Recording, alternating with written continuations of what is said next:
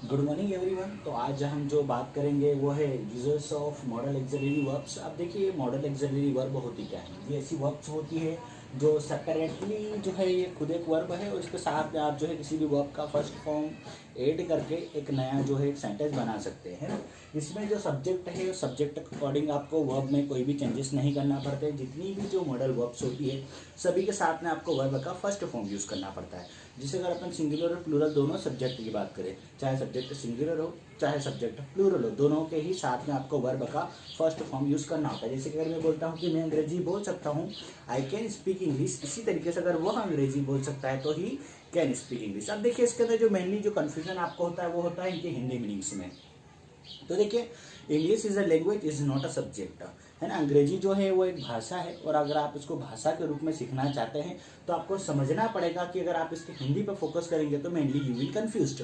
How, देखिएगा जैसे कि अगर अपन बात करें एक वर्ड में ले लेता हूँ नमस्ते। तो देखिए नमस्ते जो वर्ड है ना, तो नमस्ते को अगर आप देखेंगे कि आप इसको इंग्लिश में क्या बोलते हो, तो इंग्लिश में आप बोलते हो हेलो, है ना। पंजाबी में बोलते हो भाई सत श्री अकाल। ठीक है, तो अगर देखा जाए तो नमस्ते का एक्चुअल में हिंदी मीनिंग हेलो होता है क्या? एग्जैक्टली नहीं होता, है ना। इसी तरीके से अगर आप देखें कि इनका हिंदी मीनिंग सकता होता है क्या, तो एग्जैक्टली नहीं होता। लेकिन अब अगर बोले सर इसका मीनिंग सकता नहीं होता तो फिर क्या होता है, मैं आपको बताता हूँ एक्चुअल में इसका मीनिंग क्या होगा। देखिए इनका जो मीनिंग है ना वो इनकी डेफिनेशन अगर आप इंग्लिश में देखेंगे तो आपको समझ में आएगा कि एक्चुअल में इसका हिंदी मीनिंग क्या होता है।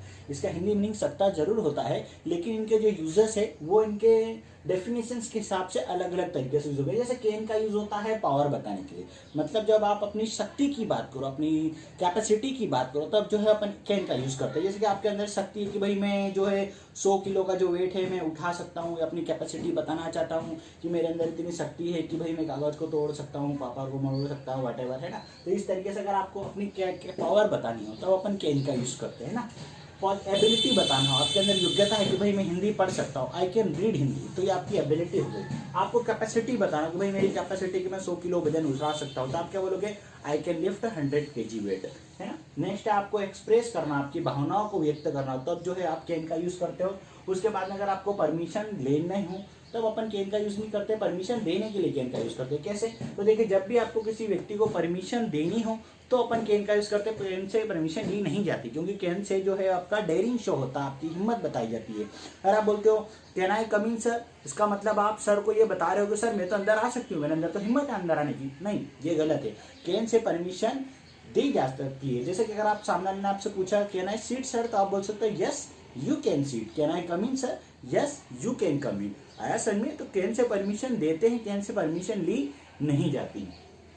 कैन का जो है वो थ्योरेटिकल पॉसिबिलिटीज के लिए यूज होता है। थ्योरेटिकल पॉसिबिलिटी, अरे हाँ यार हर कोई तो गलती कर सकता है, yes anyone can make mistake, है ना। तो कोई भी गलती कर सकता है। हैबिट बताने के लिए, आपकी आदत बताने के लिए, अगर आपको किसी चीज की आदत है, आप वो काम को बार बार करते हो, है ना, या आपका नेचर में ही है वो काम को करना, तब जो है अपन कैन का यूज करते हैं। नेक्स्ट बात करते हैं कुड की। तो कैन का यहाँ पर हिंदी में मीनिंग हो सकता है ना। मैं इसलिए लिख रहा हूँ ताकि आपको समझ में जाए, हिंदी में फोकस मत करना आपने। देखिए अब कुड का जो मीनिंग होता है वो क्या होता है।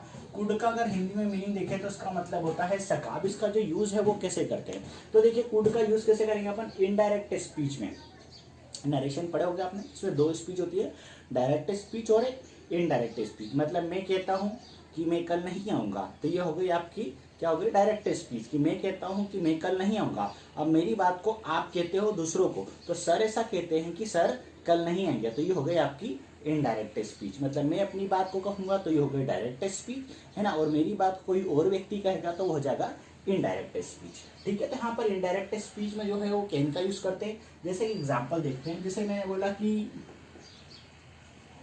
आई सेड, मैं कहता हूं I can help you,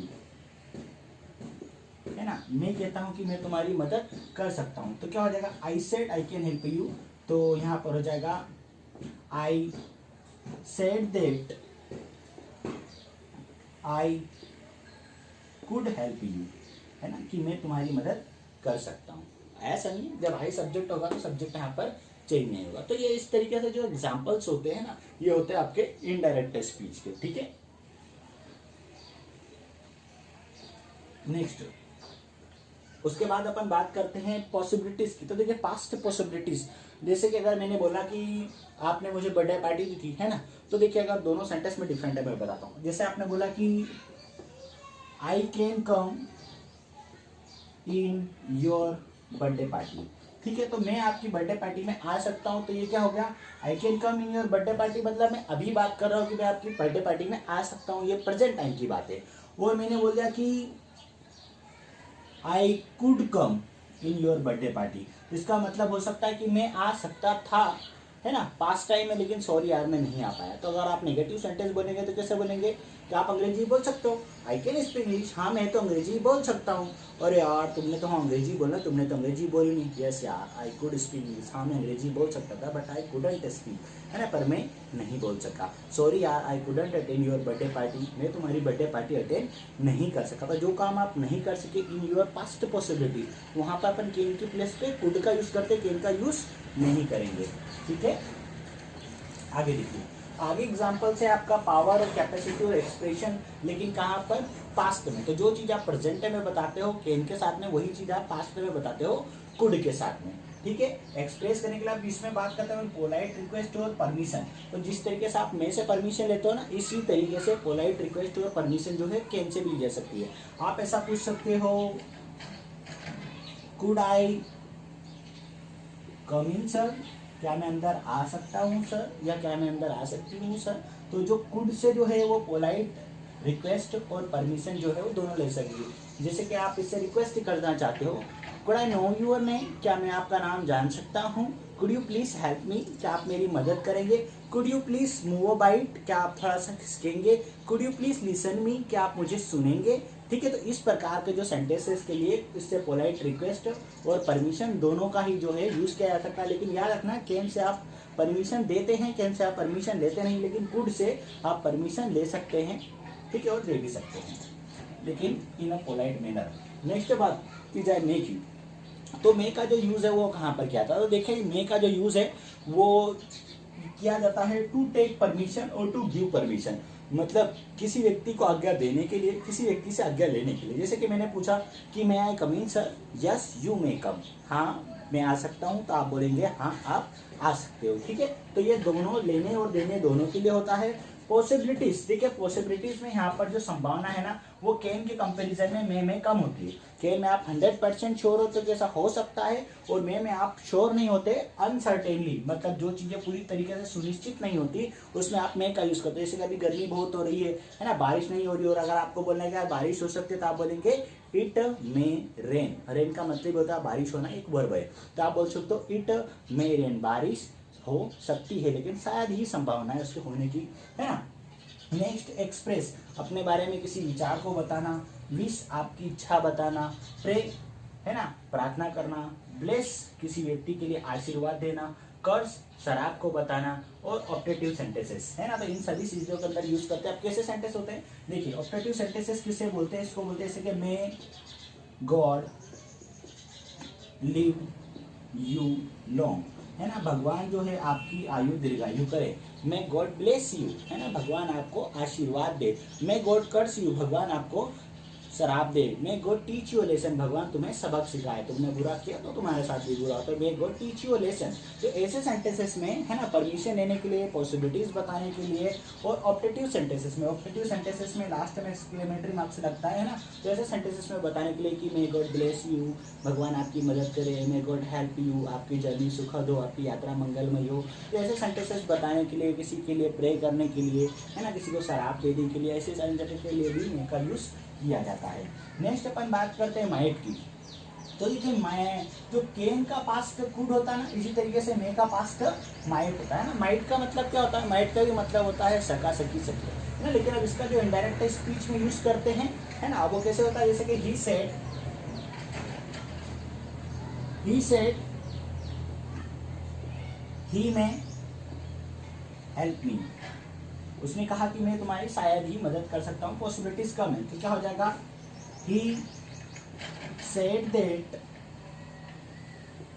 I might help you, आया समझे। तो ये इनडायरेक्ट स्पीच में हुआ है ना, तो इस तरीके से जो है माइट का यूज होता है इनडायरेक्ट स्पीच में।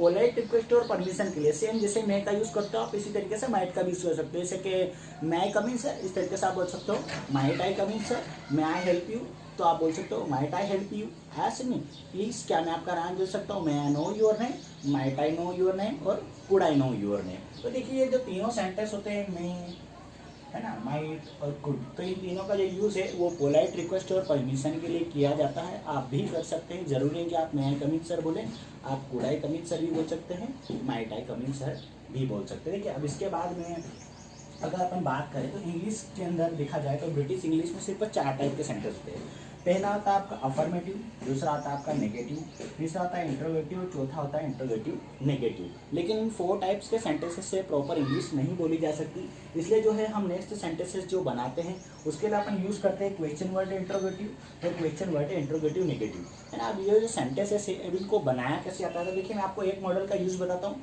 बाकी सारी जो मॉडल है ना 8 मॉडल से सभी के सेंटेंस जो है वो एज इट इज़ वैसे के वैसे ही बनेंगे। मैं आपको एक मॉडल का यूज़ बताता हूँ। जैसे मैंने बोला कि आई कैन स्पीक इंग्लिश, मैं अंग्रेजी बोल सकता हूँ, है ना। इस तरीके से यहाँ पर आप सब्जेक्ट चेंज कर सकते हो, वर्ब बदल सकते हो और हेल्पिंग वर्ब बदल सकते हो और मॉडल से भी बदल सकते हो, ठीक है। तो अब देखिए आप सेंटेंसेस के अंदर जो उसका ऑब्जेक्ट है वो भी बदल सकते हो।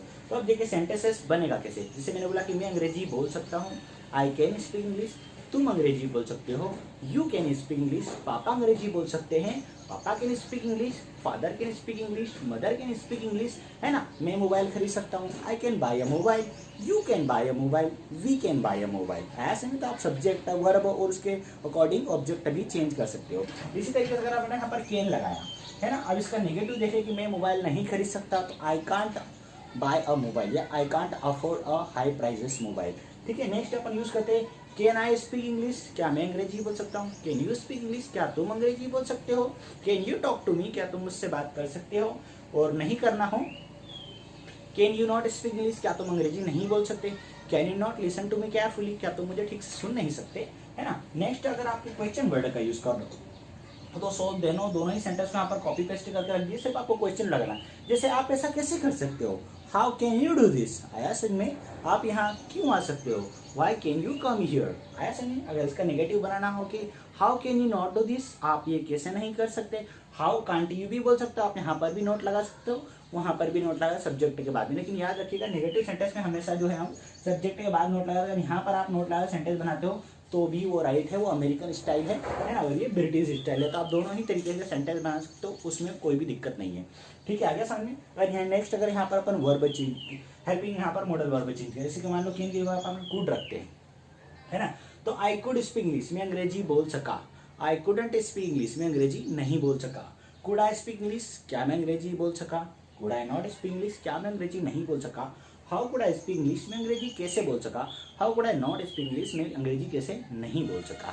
इस तरीके से अगर आप मैं लगा सकते हो, माइट लगा सकते हो, और अदर हेल्पिंग वर्ब्स उसके बाद जो हम पढ़ेंगे वो वाली भी मॉडल वर्ब्स का आप यहाँ पर यूज़ करके उनके भी सेंटेंसेस बना सकते हो। तो देखिए अब अगर आपको इंग्लिश में करना क्या है, आपको 2 4 5 वर्ब लेने हैं, जैसे गो, कम, है ना, प्ले, सिंग, है ना, और उनके साथ में आपको यूज़ करके देना है। जैसे यू कैन गो, तुम जा सकते हो, यू कैन कम, तुम आ सकते हो, यू कैन प्ले, तुम खेल सकते हो, यू कैन सी, तुम गा सकते हो। अब यू कैन के साथ में बना इस तरीके से you could, you may, you might, और इस तरीके से जब आप अलग अलग वर्ब्स के साथ में बहुत सारे सेंटेंसेस बनाने की कोशिश करोगे तो डेफिनेटली आप बहुत अच्छे से इसका यूज़ सीख जाओगे। ओके।